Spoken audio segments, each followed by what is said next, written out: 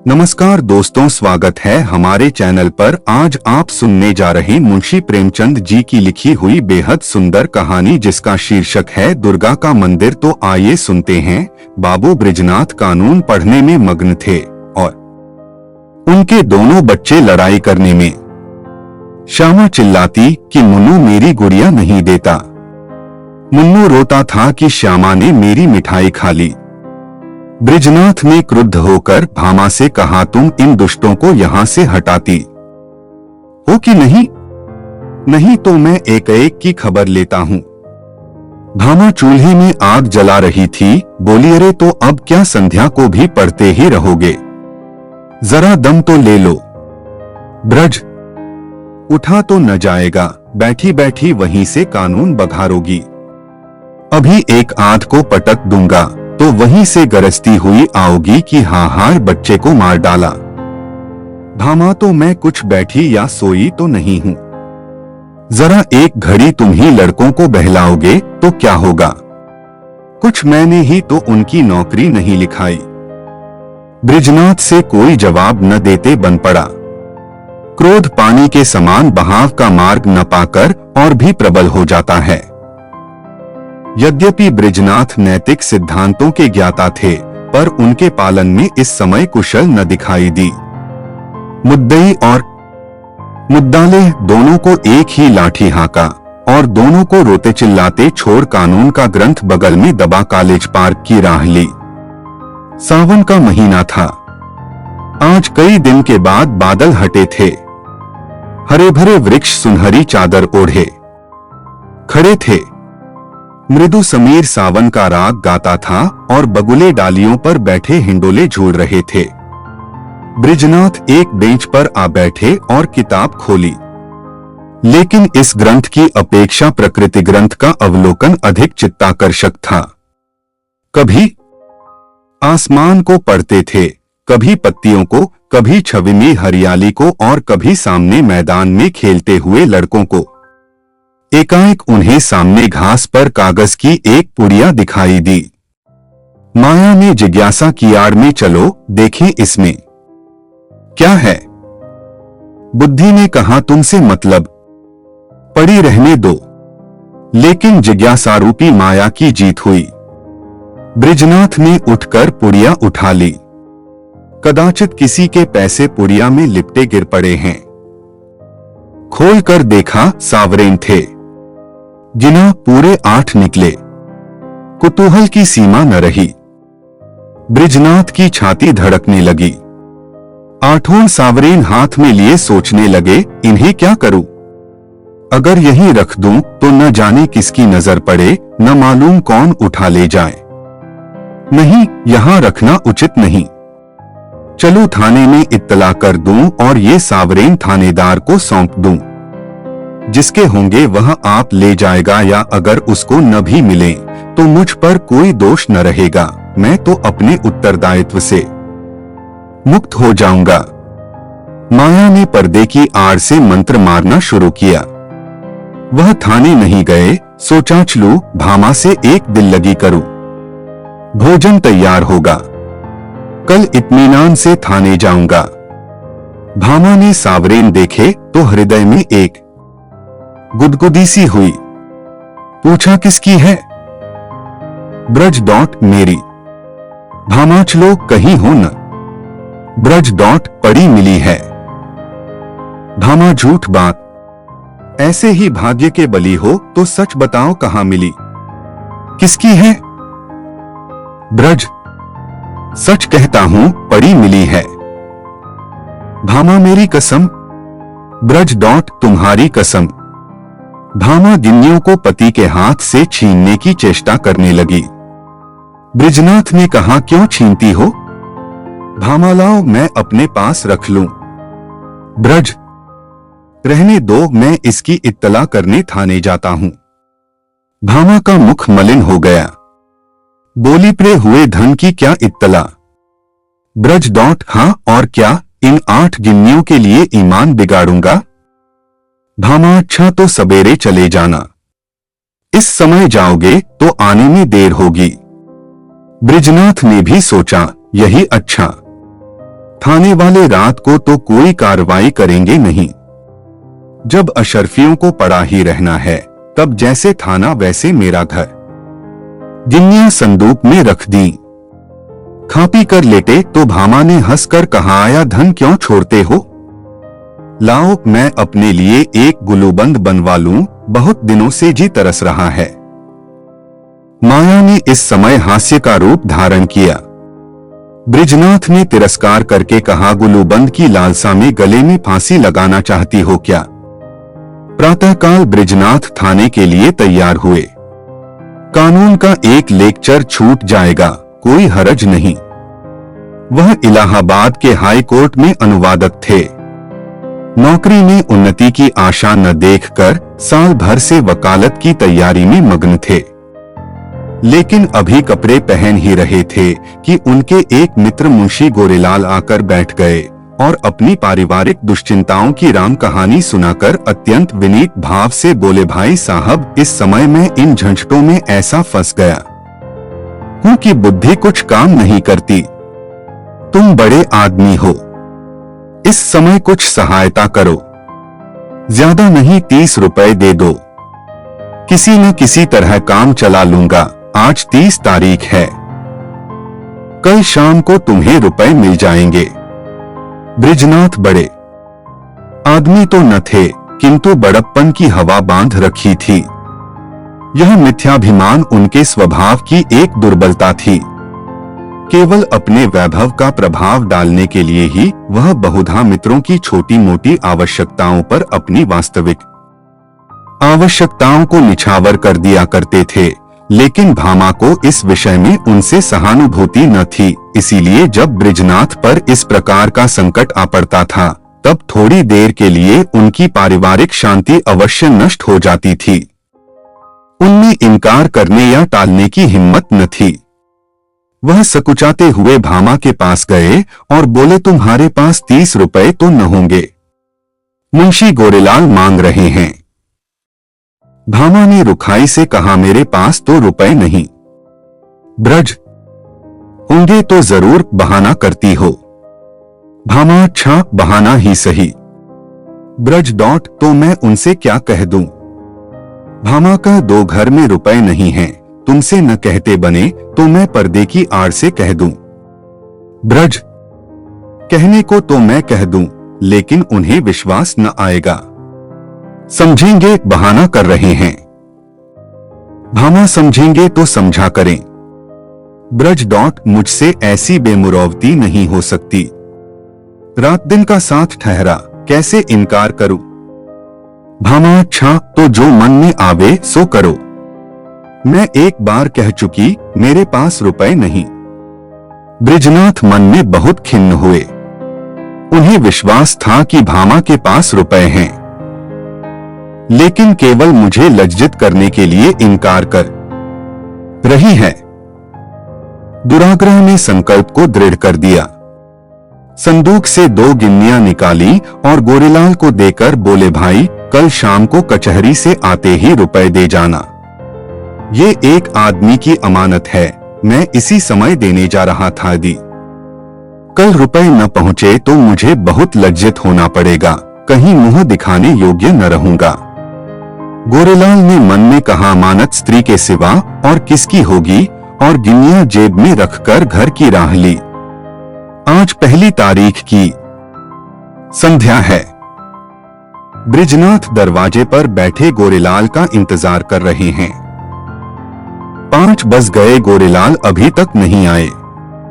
बृजनाथ की आंखें रास्ते की तरफ लगी हुई थीं। हाथ में एक पत्र था, लेकिन पढ़ने में जी नहीं लगता था। हर तीसरे मिनट रास्ते की ओर देखने लगते थे, लेकिन सोचते थे आज वेतन मिलने का दिन है, इसी कारण आने में देर हो रही है। आते ही होंगे। 6 बजे गोरेलाल का पता नहीं। कचहरी के कर्मचारी एक एक करके चले आ रहे थे। बृजनाथ को कई बार धोखा हुआ। वह आ रहे हैं, जरूर वही हैं। वैसी ही अचकन है, वैसी ही टोपी है, चाल भी वही है। वही हैं, इसी तरफ आ रहे हैं। अपने हृदय से एक बोझा सा उतरता मालूम हुआ, लेकिन निकट आने पर ज्ञात हुआ कि कोई और है। आशा की कल्पित मूर्ति दुराशा में बदल गई। बृजनाथ का चित्त खिन्न होने लगा। वह एक बार कुर्सी से उठे, बरामदे की चौखट पर खड़े हो सड़क पर दोनों तरफ निगाह दौड़ाई।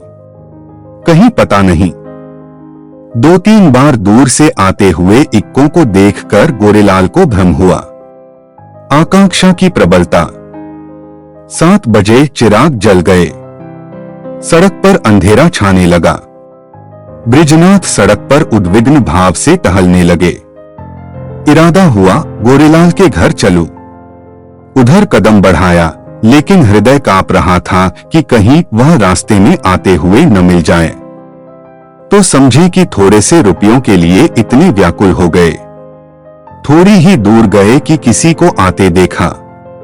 भ्रम हुआ गोरेलाल हैं, मुड़े और सीधे बरामदे में आकर दम लिया, लेकिन फिर वही धोखा, फिर वही भ्रांति। तब सोचने लगे कि इतनी देर क्यों हो रही है? क्या अभी तक वह कचहरी से न आए होंगे? ऐसा कदापि नहीं हो सकता। उनके दफ्तर वाले मुद्दत हुई निकल गए। बस 2 बातें हो सकती हैं, या तो उन्होंने कल आने का निश्चय कर लिया, समझे होंगे रात को कौन जाए, या जानबूझकर बैठे होंगे, देना न चाहते होंगे। उस समय उनको गरज थी, इस समय मुझे गरज है। मैं ही किसी को क्यों न भेज दूं? लेकिन किसे भेजूं? मुन्नू जा सकता है, सड़क ही पर मकान है। यह सोचकर कमरे में गए, लैंप जलाया और पत्र लिखने बैठे, मगर आंखें द्वार ही की ओर लगी हुई थीं। अकस्मात किसी के पैरों की आहट सुनाई दी, परंतु पत्र को एक किताब के नीचे दबा लिया और बरामदे में चले आए। देखा पड़ोस का एक कुंजड़ा तार पढ़ाने आया है। उससे बोले, भाई इस समय फुर्सत नहीं है, थोड़ी देर में आना। उसने कहा, बाबूजी घर भर के आदमी घबराए हैं, जरा एक निगाह देख लीजिए। निदान बृजनाथ ने झुंझलाकर उसके हाथ से तार ले लिया और सरसरी नजर से देखकर बोले, कलकत्ते से आया है, माल नहीं पहुंचा। कुंजरे ने डरते डरते कहा, बाबूजी इतना और देख लीजिए किसने भेजा है। इस पर बृजनाथ ने तार फेंक दिया और बोले, मुझे इस वक्त फुर्सत नहीं है। 8 बज गए। बृजनाथ को निराशा होने लगी। मुन्नू इतनी रात बीते नहीं जा सकता। मन में निश्चय किया, आज ही जाना चाहिए, बला से बुरा मानेंगे। इसकी कहां तक चिंता करूं? स्पष्ट कह दूंगा, मेरे रुपए 2-2 भलमनसी भले मानसों से निभाई जा सकती है। ऐसे धूर्तों के साथ भलमनसी का व्यवहार करना मूर्खता है। अचकन पहनी घर में जाकर भामा से कहा, जरा एक काम से बाहर जाता हूं, किवाड़े बंद कर लो। चलने को तो चले, लेकिन पग पग पर रुकते जाते थे। गोरेलाल का घर दूर से दिखाई दिया, लैंप जल रहा था। ठिठक गए और सोचने लगे, चलकर क्या कहूंगा। कहीं उन्होंने जाते जाते रुपए निकाल कर दे दिए और देर के लिए क्षमा मांगी तो मुझे बड़ी झेंप होगी। वह मुझे क्षुद्र, ओछा, धैर्यहीन समझेंगे। नहीं, रुपयों की बातचीत करूं ही क्यों?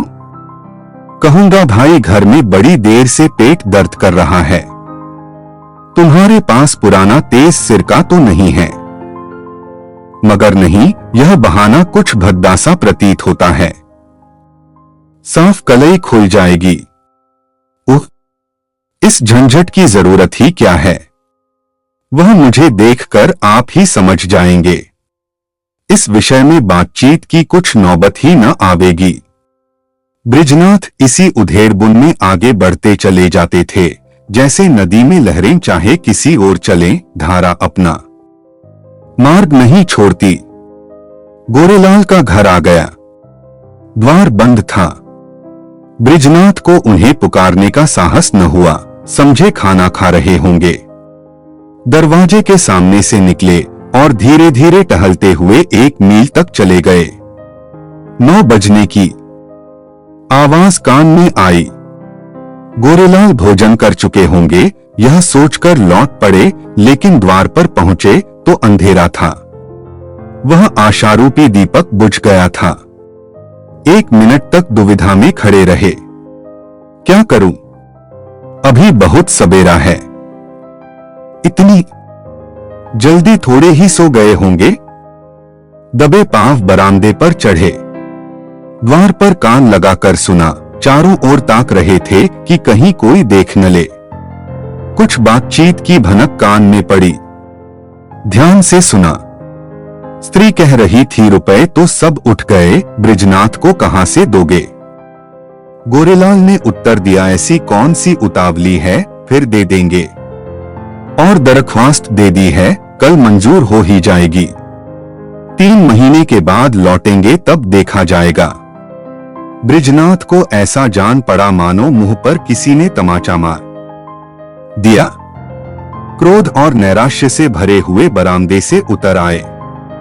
घर चले तो सीधे कदम न पड़ते थे, जैसे कोई दिन भर का थकामादा पथिक हो। बृजनाथ रात भर करवटें बदलते रहे। कभी गोरेलाल की धूर्तता पर क्रोध आता था, कभी अपनी सरलता पर। मालूम नहीं किस गरीब के रुपए हैं, उस पर क्या बीती होगी। लेकिन अब क्रोध या खेद से क्या लाभ? सोचने लगे, रुपए कहां से आवेंगे? भामा पहले ही इनकार कर चुकी है, वेतन में इतनी गुंजाइश नहीं।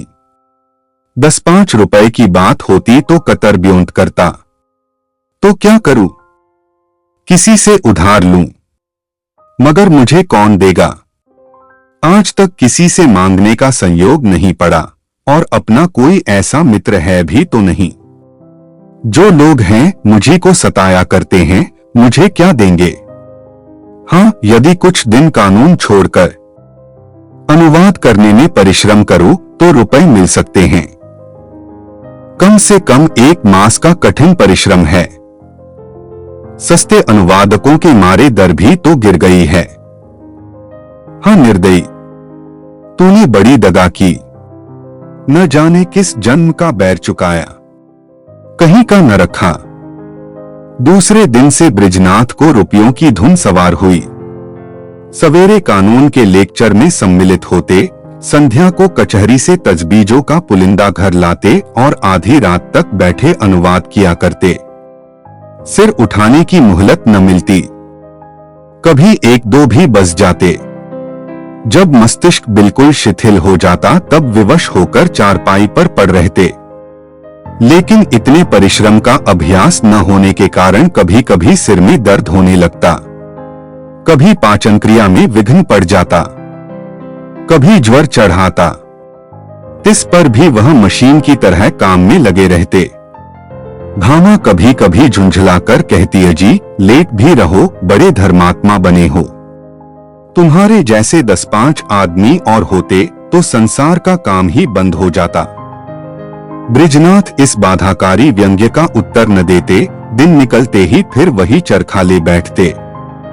यहाँ तक कि 3 सप्ताह बीत गए और 25 रुपए हाथ आ गए। बृजनाथ सोचते थे 2-3 दिन में बेड़ा पार है, लेकिन 21वें दिन उन्हें प्रचंड ज्वर चढ़ाया और 3 दिन तक न उतरा। छुट्टी लेनी पड़ी, शय्यासेवी बन गए। भादों का महीना था। भामा ने समझा पित्त का प्रकोप है। लेकिन जब 1 सप्ताह तक डॉक्टर की औषधि सेवन करने पर भी ज्वर न उतरा तब घबराई। बृजनाथ प्रायः ज्वर में बकझक भी करने लगते। भामा सुनकर डर के मारे कमरे में से भाग जाती, बच्चों को पकड़कर दूसरे कमरे में बंद कर देती। अब उसे शंका होने लगती थी कि कहीं यह कष्ट उन्हीं रुपयों के कारण तो नहीं भोगना पड़ रहा है। कौन जाने रुपए वाले ने कुछ कर धर दिया हो। जरूर यही बात है, नहीं तो औषधि से लाभ क्यों नहीं होता। संकट पड़ने पर हम धर्मभीरु हो जाते हैं औषधियों से निराश होकर देवताओं की शरण लेते हैं। भामा ने भी देवताओं की शरण ली। वह जन्माष्टमी, शिवरात्रि और तीज के सिवा कोई व्रत न रखती थी। इस बार उसने नवरात्रा का कठिन व्रत शुरू किया। 8 दिन पूरे हो गए। अंतिम दिन आया। प्रभात का समय था। भामा ने बृजनाथ को दवा पिलाई और दोनों बालकों को लेकर दुर्गा जी की पूजा करने के लिए चली। उसका हृदय आराध्य देवी के प्रति श्रद्धा से परिपूर्ण था। मंदिर के आंगन में पहुंची। उपासक आसनों पर बैठे हुए दुर्गा पाठ कर रहे थे। धूप और अगर की सुगंध उड़ रही थी। उसने मंदिर में प्रवेश किया। सामने दुर्गा की विशाल प्रतिमा शोभायमान थी। उसके मुखारविंद पर एक विलक्षण दीप्ति झलक रही थी। बड़े बड़े उज्ज्वल नेत्रों से प्रभा की किरणें छिटक रही थीं। पवित्रता का एक समासा छाया हुआ था। भामा इस दीप्तवर्ण मूर्ति के सम्मुख सीधी आंखों से ताक सकी।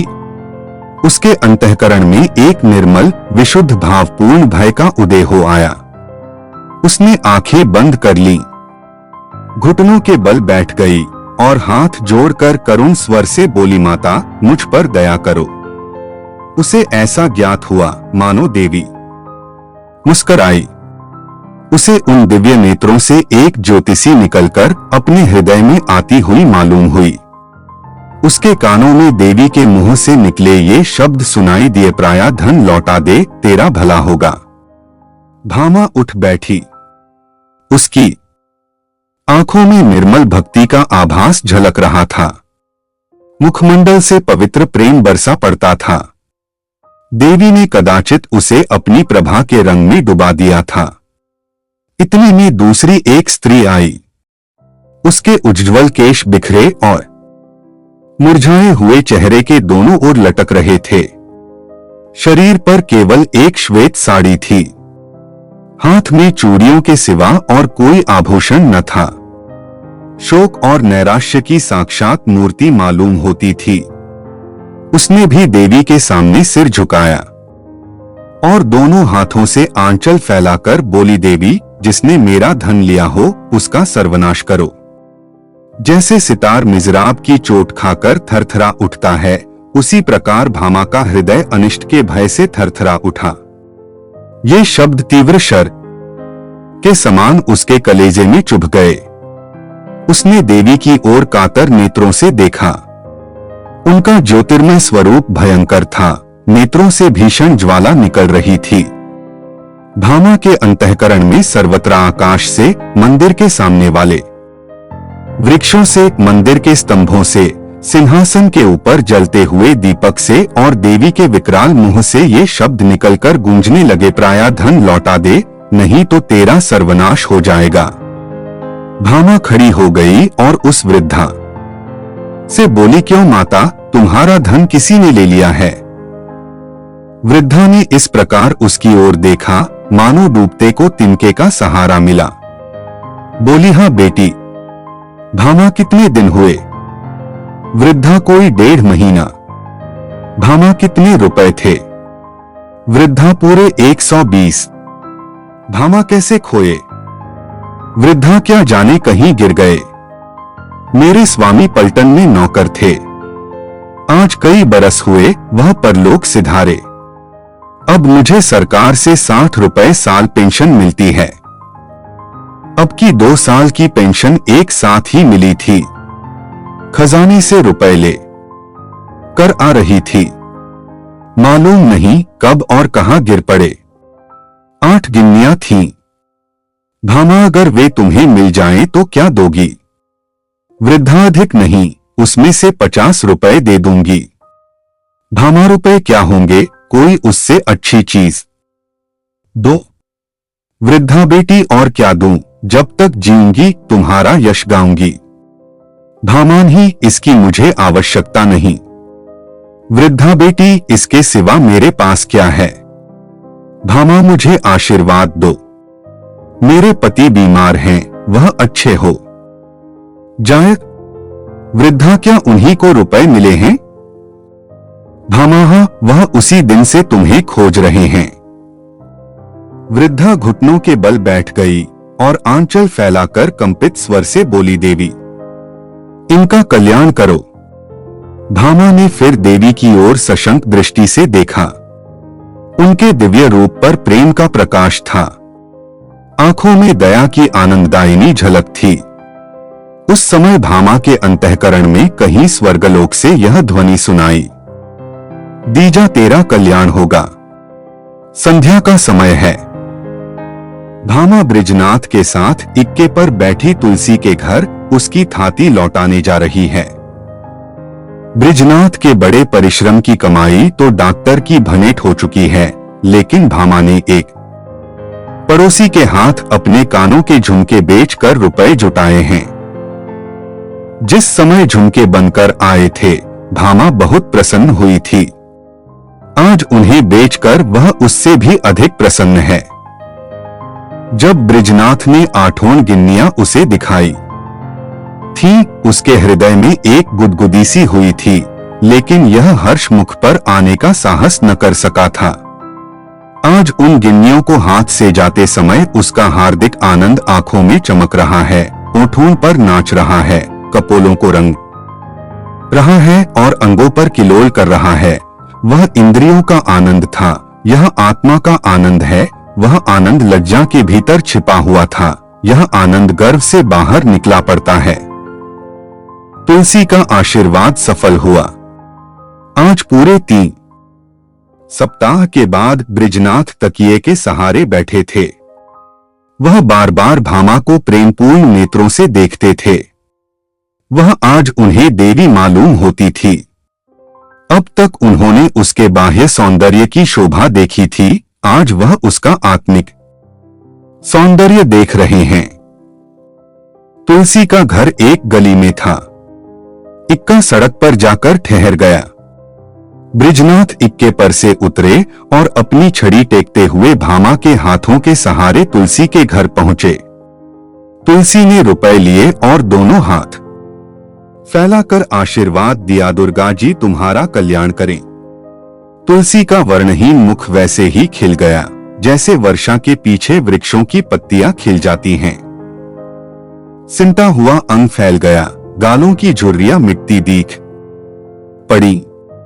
ऐसा मालूम होता था मानो उसका कायाकल्प हो गया। वहां से आकर बृजनाथ अपने द्वार पर बैठे हुए थे कि गोरेलाल आकर बैठ गए।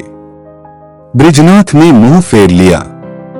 गोरेलाल बोले, भाई साहब कैसी तबीयत है? बृजनाथ, बहुत अच्छी तरह हूं। गोरेलाल, मुझे क्षमा कीजिएगा, मुझे इसका बहुत खेद है कि आपके रुपए देने में इतना विलंब हुआ। पहली तारीख ही को घर से एक आवश्यक पत्र आ गया और मैं किसी तरह 3 महीने की छुट्टी लेकर घर भागा। वहां की विपत्तिकथा कहूं तो समाप्त न हो, लेकिन आपकी बीमारी का शोक समाचार सुनकर आज भागा चला आ रहा हूं। ये लीजिए, रुपए हाजिर हैं। इस विलंब के लिए अत्यंत लज्जित हूं। बृजनाथ का क्रोध शांत हो गया। विनय में कितनी शक्ति है। बोले, जी हाँ, बीमार तो था, लेकिन अब अच्छा हो गया हूं। आपको मेरे कारण व्यर्थ कष्ट उठाना पड़ा। यदि इस समय आपको असुविधा हो तो रुपए फिर दे दीजिएगा। मैं अब उऋण हो गया हूं, कोई जल्दी नहीं है। गोरेलाल विदा हो गए तो बृजनाथ रुपए लिए हुए भीतर आए और भामा से बोले, लो अपने रुपए। गोरेलाल दे गए। भामा ने कहा, मेरे रुपए नहीं, तुलसी के हैं। एक बार पराया धन ले कर सीख गई। ब्रज डॉट, लेकिन तुलसी के पूरे रुपए तो दे दिए गए। भामा दे दिए तो क्या हुआ, ये उसके आशीर्वाद की न्योछावर है। ब्रज, कान के झुमके कहां से आवेंगे? भामा, झुमके न रहेंगे न सही, सदा के लिए कान तो हो गए।